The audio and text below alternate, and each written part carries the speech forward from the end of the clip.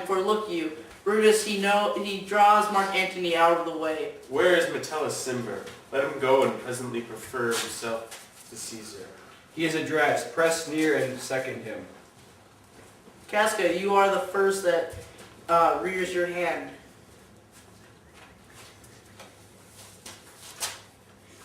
Are we all ready? Are we all ready? What is now amiss that Caesar and his senate must redress? Most high, most mighty, and most puissant Caesar, Metellus Cimber throws before thy seat on humble heart. I must prevent thee, Cimber. These crouchings and these lowly courtesies must fire the blood of ordinary men and turn preordinates first degree into law of children. Be not fond to think that Caesar bears such rebel blood, though be thawed from the quality with which that melteth fools, I mean sweet words. Low croaky courtesies and base spaniel fawnings. Thy brother and by decree is banished. If thou dost bend and pray far from him, I spurn thee like a cur. Out of my way, keep Caesar doth not wrong, nor without cause will be satisfied. Is there no voice more worthy than my own, to sound more sweetly in great Caesar's ear for the repealing of my banished brother? I kiss thy hand, but not in flattery. Okay, Caesar, desiring that Publius Cimber may have an intermediate freedom for repel. What, Brutus? Pardon, Caesar, Caesar, pardon, as low as the foot doth Cassius fall, to beg enfranchisement for Publius Cimber. I could be well moved if I were as you. If I could pray to move, prayers would move me. But I am constant as the northern star, of whose true fixed and resting quality there is no fellow in the firmament. The skies are painted with an unnumbered sparks. They are all fire and every doth shine. For there is one in all doth that holds his place. So in the world 'tis furnished well with men, and men are flesh and blood and apprehensive. Yet in the number I do not know one that assailed holds on his rank, unshaken of motion, and that I am he. Let me little show it, even in this, that I am constant Cimber should be banished, and conscience should remain him so. O Caesar, Hence wilt thou lift up Olympus? Great Caesar. Doth not Brutus bootless kneel? Speak, hands for me!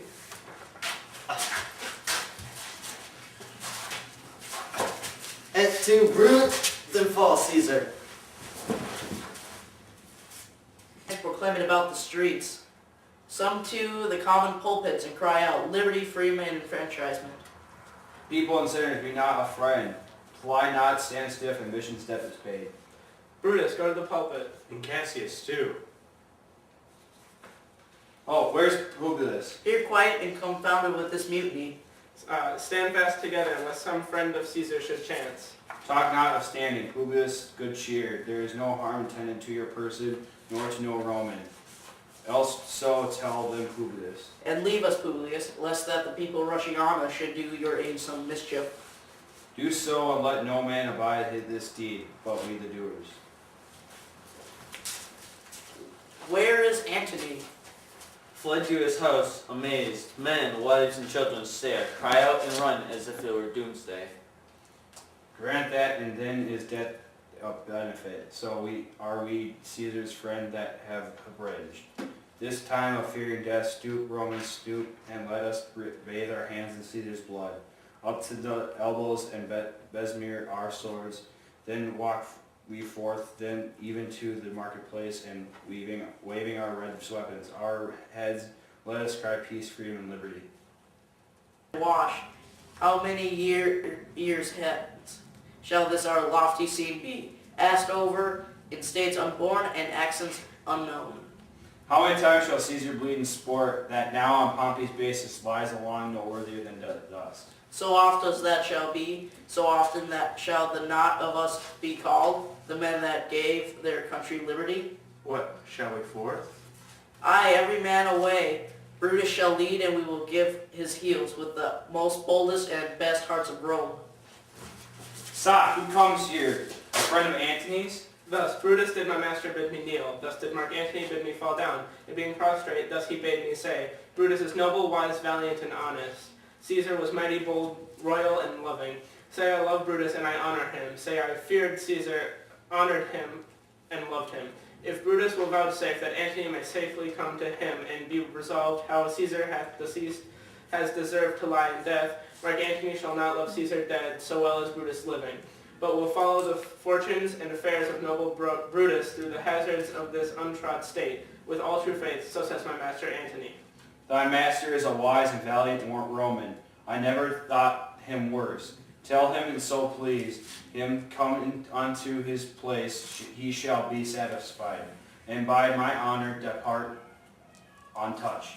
I'll fetch him presently.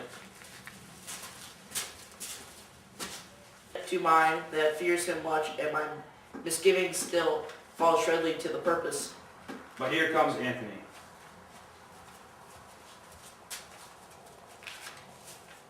O mighty Caesar, dost thou lie so low? Are all thy conquests, glories, triumph, and spoils shrunk to this little measure? Fare thee well. I know not, gentlemen, what you intend.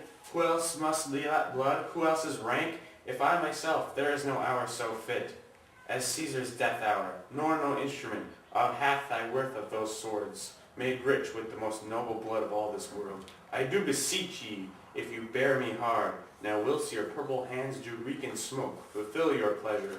Live 1,000 years, and I shall not find myself so apt to die. No place will pleasure me so, no mean of death. I hereby Caesar and by you cut off. O Antony, beg not your death. Thou know we must appear bloody and cruel, as by our hands in this present act you see we do. Yet see you but our hands in this the bleeding business they have done. Our hearts you see not, they are pitiful, and pity to the general wrong of Rome. As fire drives out the fire, so pity hath done his death on Caesar. For our part to our solars have leading points, Mark Antony, our arms and strength of malice, and our hearts, O brothers, temper to receive and will with all kind good thoughts and reverence.